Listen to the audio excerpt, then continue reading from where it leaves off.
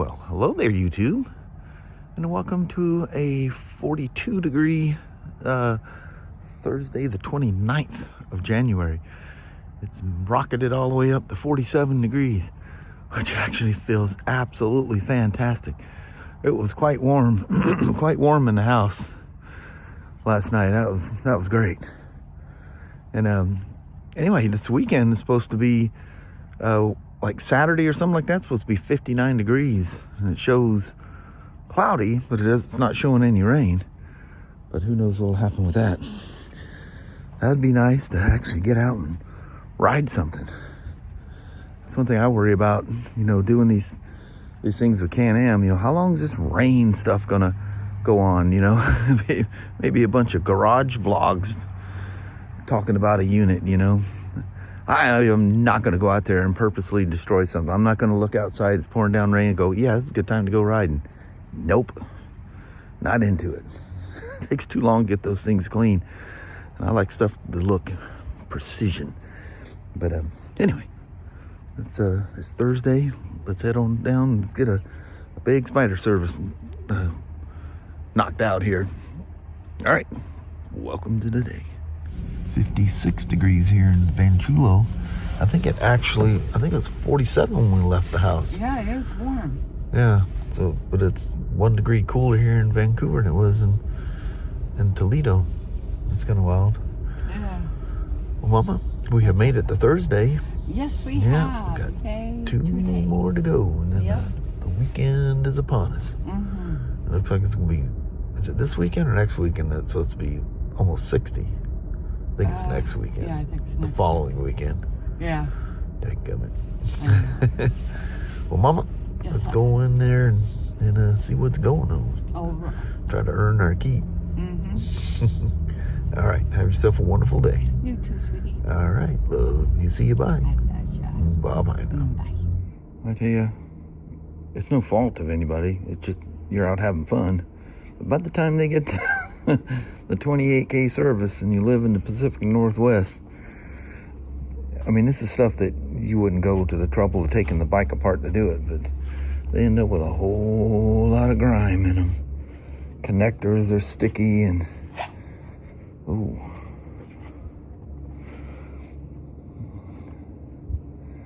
I'll have to determine what that is. But oh, he does have some lights up front. Maybe it's related to that. All that's got to get moved. But anyway, I was just taking a break here, pulling this thing apart. He does have a bunch of wiring for his lights that were up front. I knew that was going to be there. I'm not quite sure what all that other stuff there is, if that's related or what. But yeah, we're tearing into her. Bust her out. 28K. That is the big one. But I just took a little break. Thought I'd chit chat with you. So excited. Just off the hook. You ought to see that Kelly. She's about as giddiest as a schoolgirl. I said, "You're excited about this thing?" She goes, "Oh yeah, very excited." She goes, "Just think, we got to do something with Harley." I go, yeah, that's amazingly cool. But anyway, let's get back to the job on hand. It's amazing the mind-numbing amount of oil that comes out of that HCM filter. Of course, I pulled it off before I hit the main drain, but that's nuts how much comes through there. He must live towards the coast or something. It's a lot of, these are things you can't really get in there to, coat them down. I would at least take that center piece, even though it's a little bit of a pain, and reach in there and blast that thing with silicone spray. I don't know where he lives, and he got the RO over there, but I'm not going to go peeking around looking at any of that. So it's interesting that this seems to be, there must be a module or something up there, but all this is, I think it's got to do with his LEDs. I'm really afraid of what I'm gonna get into when I go to take the fairing off to get to the old spacky plugs up there. That whole fairing has to come off. So I see, he's got turn signal lights in there.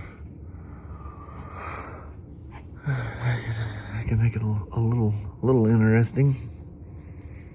Make you good thing you're down here by yourself. Sometimes you say some choice words. Not the customer, at the bike, the situation. But I've been here, done that before. I think this is all one big clump. It looks like it's just excess wire. Ooh, he's lucky that thing didn't get caught up in that park brake motor. Wow, it is right there by it too.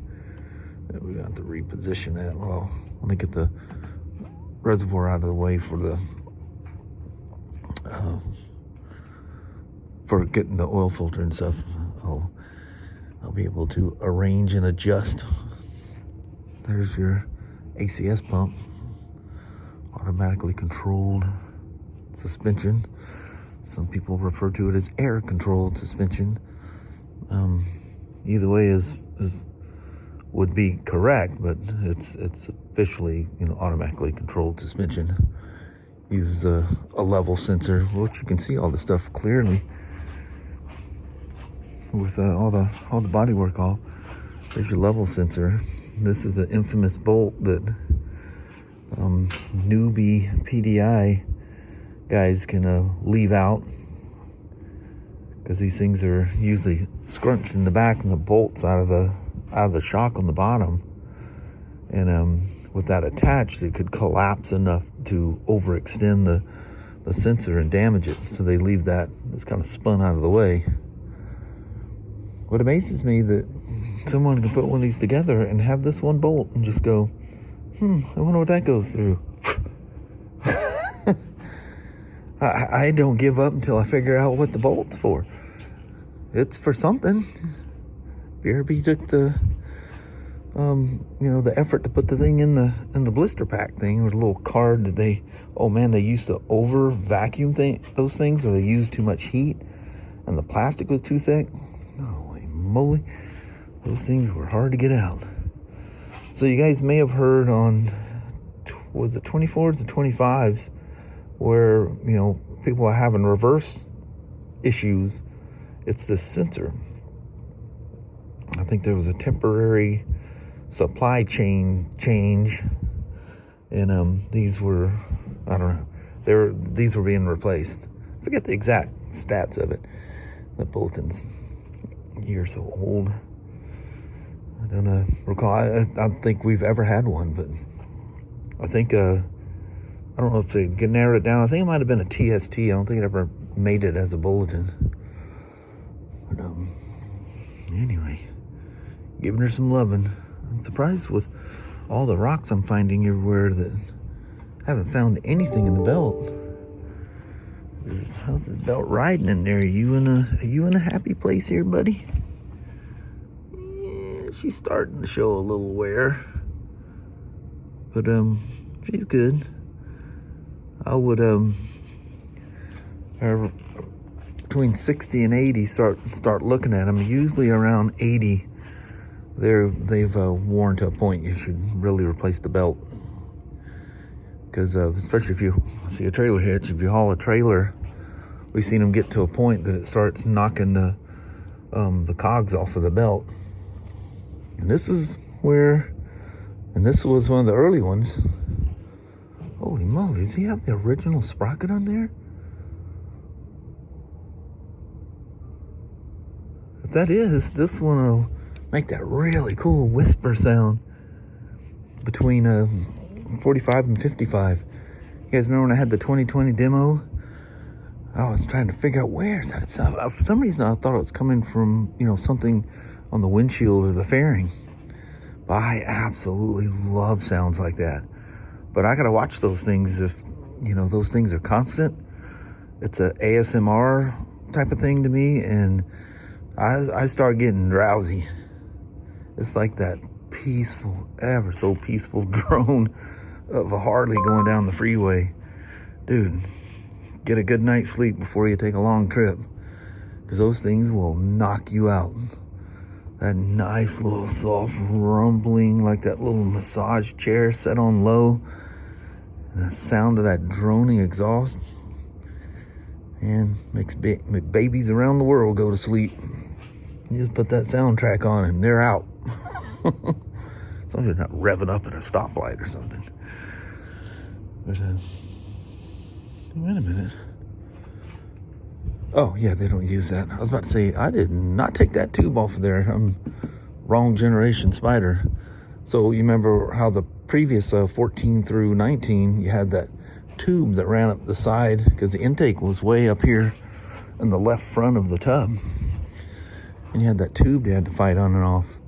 They just simply didn't put the tube on.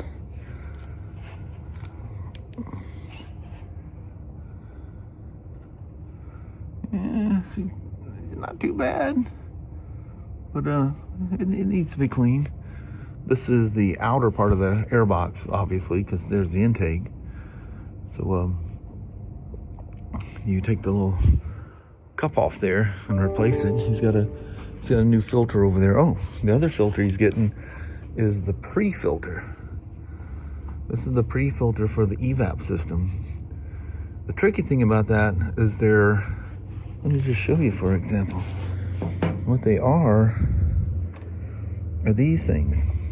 It looks metal, but this is all plastic. So this is just a plastics. Oh boy, it gets wet out there, and suddenly everybody's got horsepower. BMW car got spun around in circles out there. One of the techs seen it. And the guy stalled it, so it must have been a manual, or I don't know, maybe it was an old air-cooled one, and jostled the fuel in the capitulator and it died. He didn't say how old or new it was. But anyway, there's one of those screws right there. Well, the fun part is there's one up on the top, in the back, up in the top, and in the back there.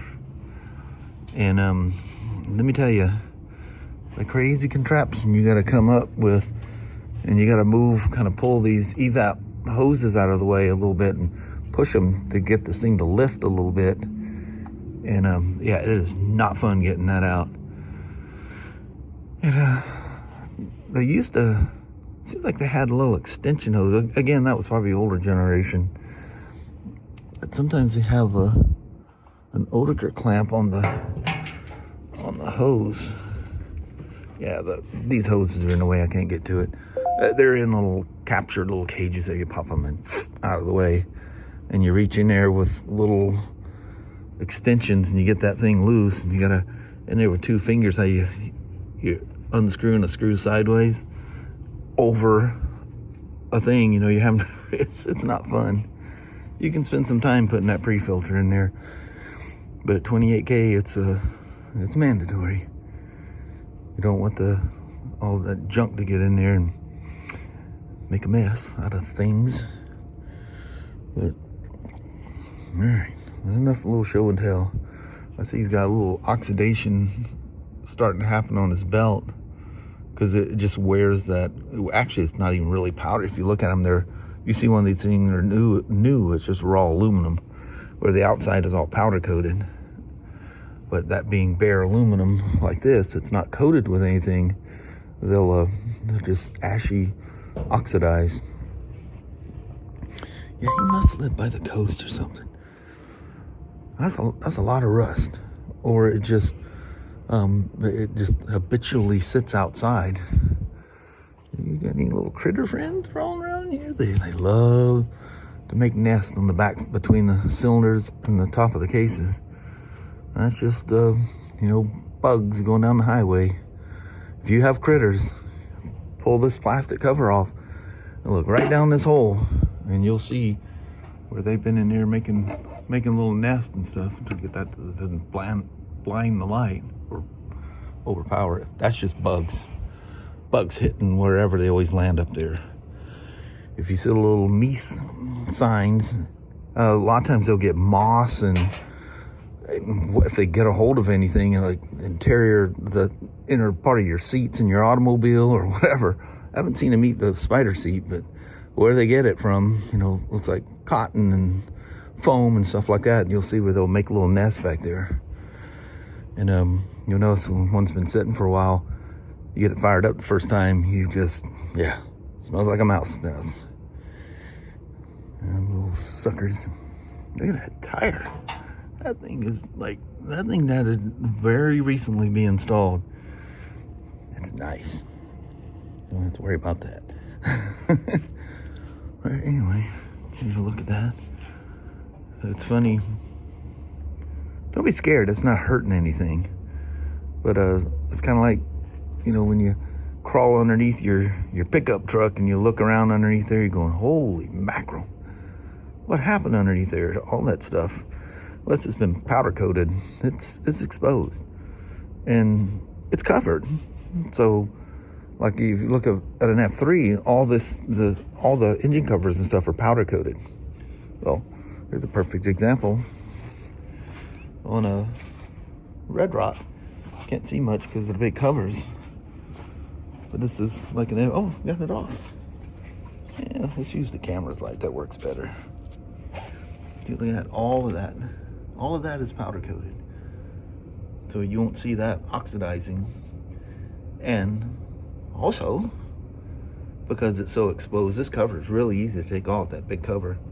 You can get in there, if it's sitting somewhere questionable, get yourself some Honda silicone and spray it. Look how even the Airbox lid has a different shape than what they've ever had before. And there's your suspension sensor for the left front smart shock. I just can't believe how well the suspension works on these things. Absolutely amazing. Oh, the parts are all ordered for this thing. And there's the right front sensor.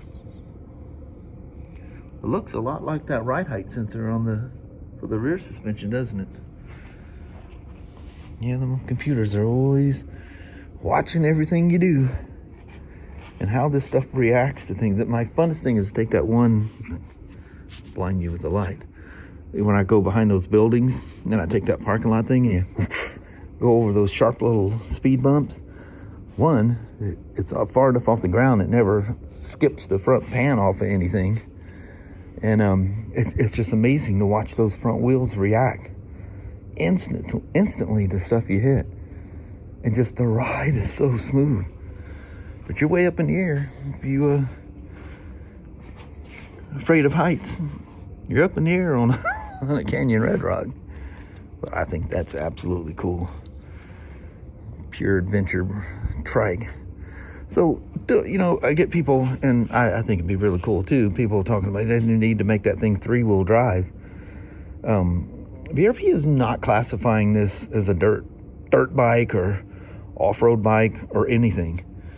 It is an on-road bike that you can do some, tootling down dirt roads and stuff, where you don't have to always be on paved road. You can go adventuring off. But if you think you're going to go hill climbing and, go flying across the desert with sand and stuff, you're going to find yourself stuck with a very, very heavy motorcycle. But, yeah, it's not a dirt bike.